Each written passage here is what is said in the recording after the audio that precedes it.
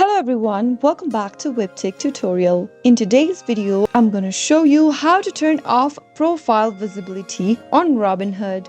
So let's get started right away. Open up your web browser to get started. Make sure that you're logged into Robinhood.com account, and once you are, from the main home page, click on the Account tab at the top right hand corner. In the pop-up menu, click on Settings.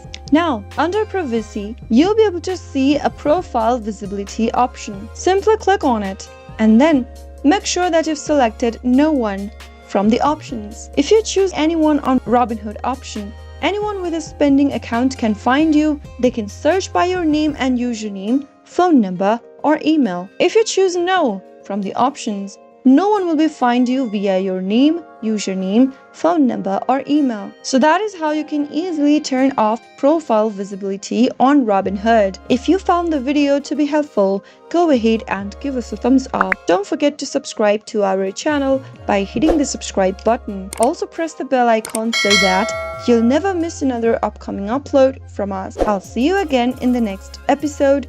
Goodbye till then.